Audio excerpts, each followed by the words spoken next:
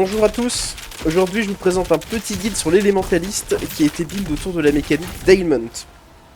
Donc l'élémentaliste, c'est la combinaison des maîtrises Earth et Storm, qui sont actuellement les deux seules maîtrises du jeu qui servent de base à un mage.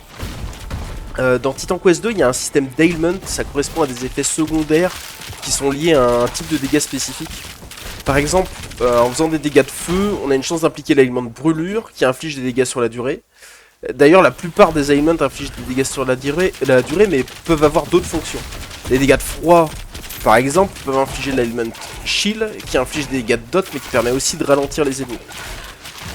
Dans le build que je vais vous montrer, on va principalement jouer sur ces deux ailments là, mais on aura également quelques dégâts de foudre qui infligeront l'ailment choc, qui inflige lui aussi des dots, mais celui-là a aussi une chance de perturber les ennemis quand ils voudront lancer une compétence. Actuellement, les dégâts des ailments sont assez faibles par rapport à beaucoup de builds qui peuvent détruire le jeu, mais j'ai voulu pousser la mécanique jusqu'au bout pour vous proposer un build.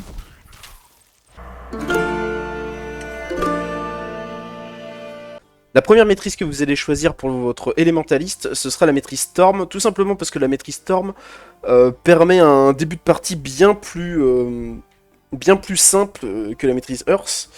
On commencera par l'actif Ice Shards, parce qu'en fait au début on va pas pouvoir appliquer beaucoup d'ailment comme j'expliquais, ça va mettre beaucoup de temps dans le build avant de pouvoir commencer à vraiment faire des choses avec ailment, donc en attendant on va juste utiliser ce que je considère être certainement le meilleur sort du jeu, c'est-à-dire Ice Shards.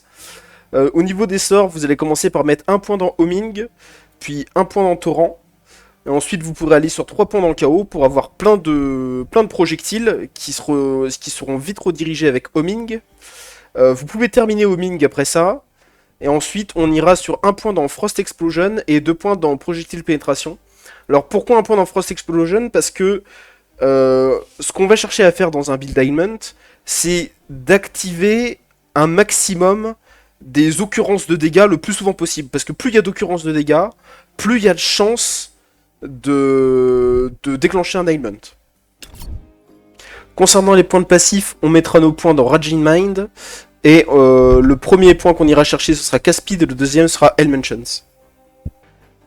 Même si on débloque assez vite notre seconde maîtrise au début du jeu, on va complètement ignorer la maîtrise Earth pour le moment, et on va tout de suite passer au tiers 2 de la maîtrise Storm avec Storm Nimbus. Dans Storm Nimbus, on y mettra 3 points, donc vous pourrez ne le mettre que niveau 3 pour le moment, et mettre des points dans Thunderstorm. Comme j'ai dit, ça va donner des occurrences supplémentaires de dégâts, là ce sera des dégâts de foudre, mais de toute façon on veut mettre un maximum d'ailment. C'est plutôt au niveau des passifs que ça devient intéressant, parce que là on débloque Storm Affliction, qui va nous permettre d'augmenter nos chances d'infliger des chocs et des chills, et également augmenter leur puissance. On ira chercher plutôt du max chill plutôt que du max choc, et en deuxième du power. Vous verrez qu'on fait pas beaucoup de choc avec le build, mais normalement vous devriez déjà faire beaucoup de chill avec vos pics à glace, et donc augmenter de 3 vos max chill est quand même assez intéressant. Après ça, il sera temps de ne plus ignorer cette maîtrise Earth et d'aller chercher directement au tiers 2 Flame Volley. Flame Volley dans lequel vous mettrez un point dans Orbit et le maximum de points que vous pouvez dans Enhance Ailment. Normalement, les 5 points, ça devrait être atteignable. S'il y en a 3 ou 4, c'est pas très grave au début, mais à terme, vous mettrez les 5 points. Orbit vous permet tout simplement de tirer automatiquement avec le sort. Vous avez juste à équiper le sort dans votre barre et vous ne vous en servez pas du tout. En lançant des pics à glace, les boules de feu partiront toutes seules. En ce qui concerne les passifs, également au tiers 2, on retrouve Earth Affliction qui, lui, va nous mettre plus de Ailmentions et d'Ailment Power pour l'intégralité de nos ailments. Donc ça va marcher avec nos chills et nos chocs. Pour le coup, au début, vous pourrez aller chercher plutôt du Ailment Chance ainsi que du Ailment Amount. Et ça changera certainement par la suite. Une fois que vous avez cette base, on a deux possibilités. La première, c'est d'aller chercher le tier 3 en Earth, la deuxième, c'est d'aller chercher le tier 3 en Storm. Donc en fonction de votre préférence et des choses que je vais vous dire maintenant. Donc la première possibilité, c'est de partir en Earth. En partant en Earth, vous allez avoir plus de dégâts de zone et beaucoup plus d'ailment liés à la brûlure, parce que pour l'instant, Flame Volley en fait très peu. Donc du côté Earth, on va aller chercher des points dans Ignite. Donc dans Ignite, on ira chercher d'abord un premier point dans Flame Burst, puis dans Prolifération et dans Flame Volley Trigger, pour que votre Flame Volley lance Ignite. Également, on ira chercher un point dans Fire Explosion, et après, on pourra terminer de monter Flame Burst et Fire Explosion à 3 et à 3 respectivement. Même si Flame Volley vous permettra de lancer votre Ignite régulièrement, il faut faire attention avec Flame Burst, parce que c'est bien écrit que quand vous utilisez la compétence directement, ça augmente les chances d'ailment. Donc il est très important de temps en temps d'utiliser directement votre Ignite, mais sur une seule cible en général ça suffit parce qu'elle va se répandre toute seule avec prolifération, et après ça explose dans tous les sens, c'est super.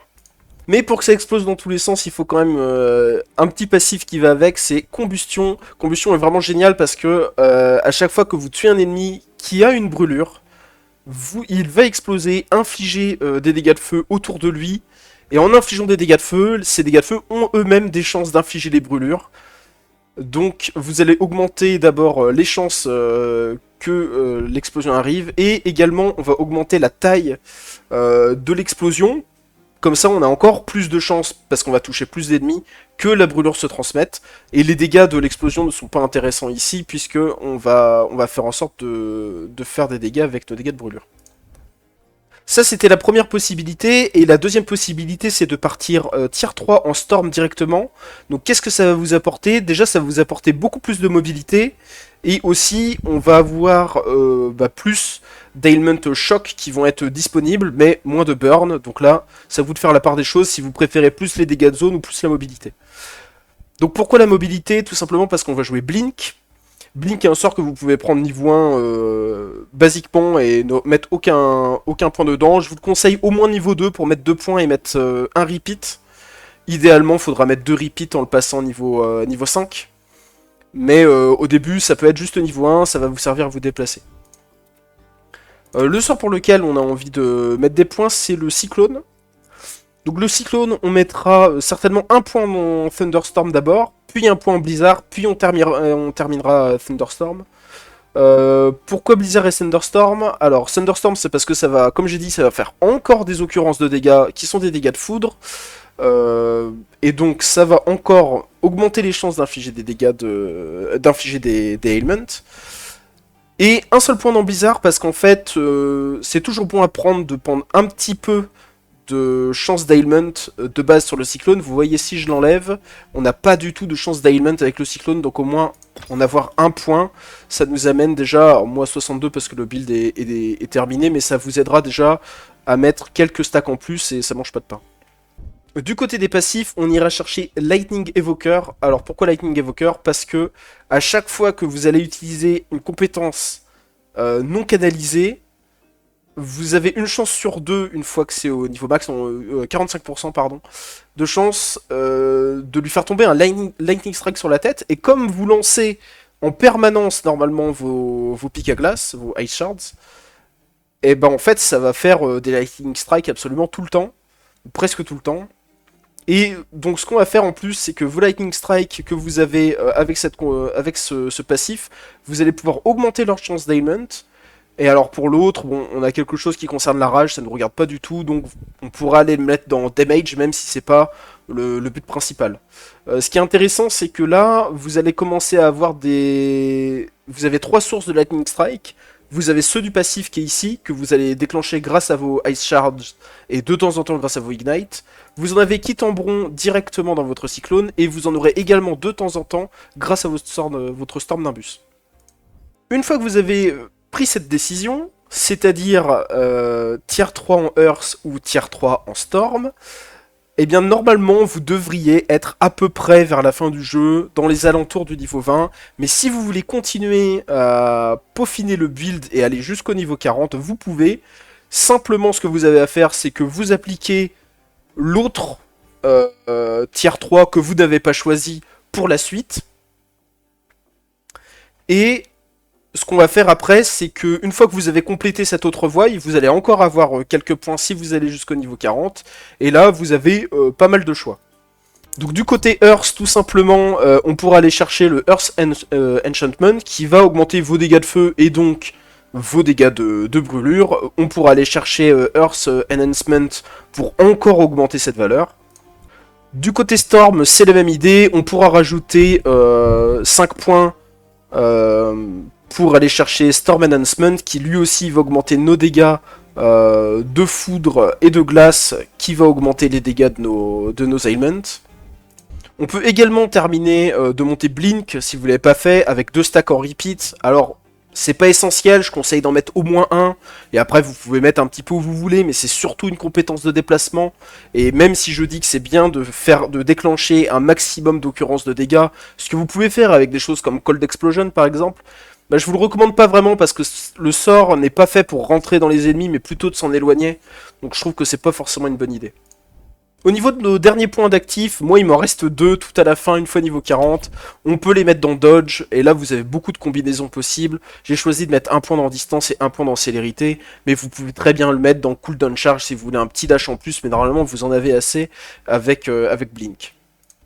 Concernant les derniers points de passif, on pourra aller chercher Grand Magic. Grand Magic va nous permettre d'aller chercher de Light Chance encore un petit peu plus sur nos sorts, et on va également prendre les chances de coups critiques.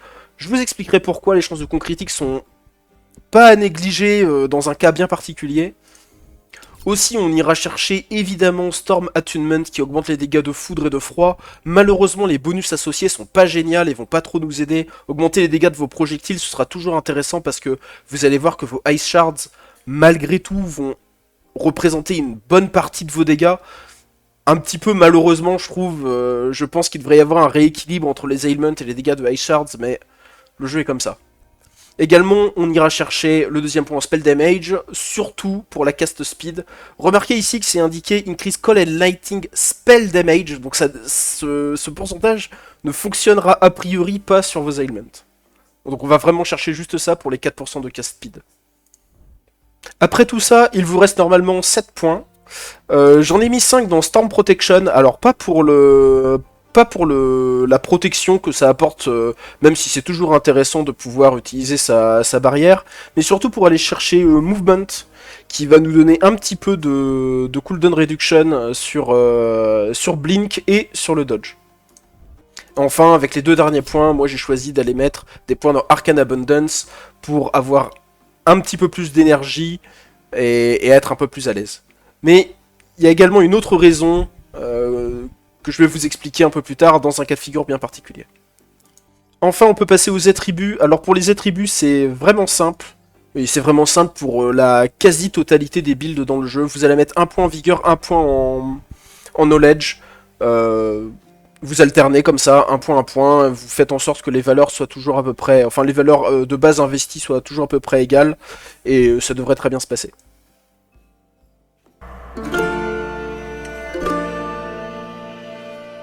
On passe au stuff, et on va commencer par l'arme. Donc l'arme, je vous conseille d'avoir un bâton, parce que les bâtons vous permettent d'avoir plus facilement des Ailment Chance, du Ailment Power, la double ligne dégâts, dégâts de feu et dégâts de froid, qui se traduira par le suffixe of Temperature à la fin de votre item.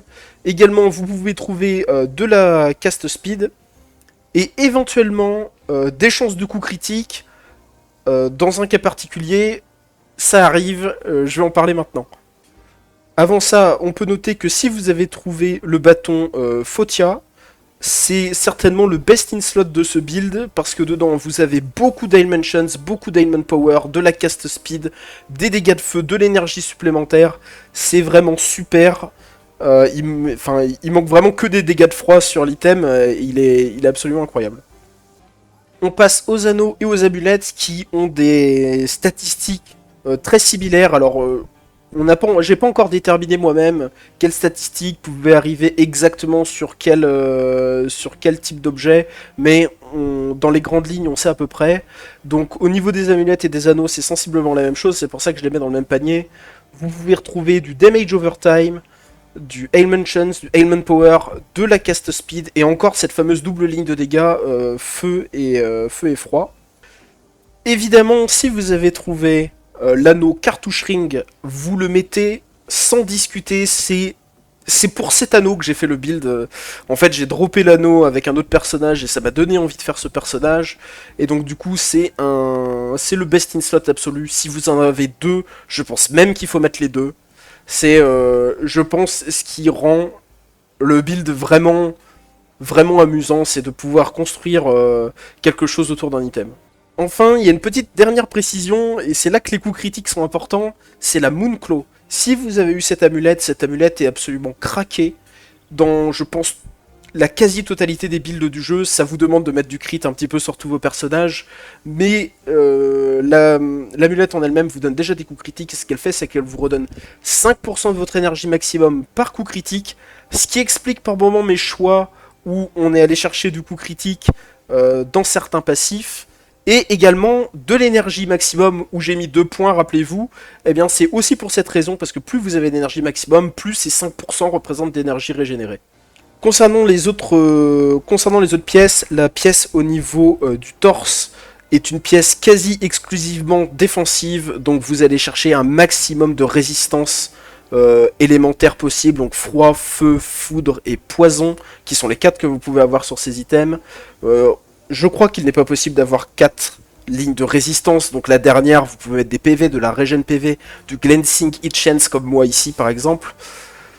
Au niveau de la tête, également, on ira chercher idéalement 2 lignes de résistance, peut-être 3 si vous avez de la chance, mais surtout sur la tête, il y a une stat qui peut arriver, c'est la cast speed, c'est vraiment important. Plus on a de cast speed, plus on lance rapidement nos Ice Shards, plus il y a de Ice Shards, plus on applique notre shield rapidement, donc c'est vraiment une stat importante.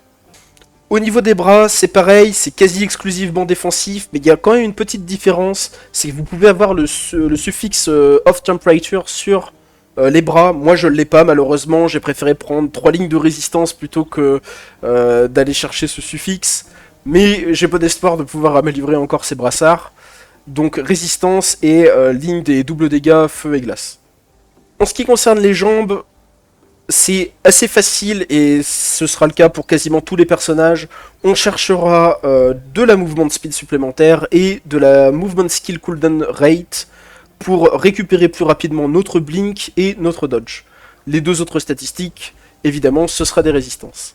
Enfin, on va parler de ce qui doit être très certainement la meilleure pièce de ce build, et je pense de la majorité des builds, parce qu'on peut avoir 2 lignes qui sont là pour le coup offensives, donc sur laquelle j'ai réussi à avoir du crit, qui va me permettre de déclencher plus facilement ma Moonclaw, et également du Ailment Power. Pour les 2 stats restantes, encore une fois, vous pouvez partir sur des résistances. Idéalement, une fois votre stuff complété, on veut essayer d'avoir 60% de résistance dans les 4 types différents qui sont possibles. De mon côté, c'est pas le cas, mais c'est déjà très suffisant. Si vous atteignez déjà à peu près 40% partout, c'est vraiment très bien. On en a presque terminé avec le build. Je vais vous présenter dans un instant un petit showcase contre l'hippocampe. Mais avant, si tu as aimé la vidéo, n'hésite pas à liker, à t'abonner, à partager. Ça me ferait vraiment plaisir et ça me soutiendrait beaucoup. Et je vous laisse avec le showcase.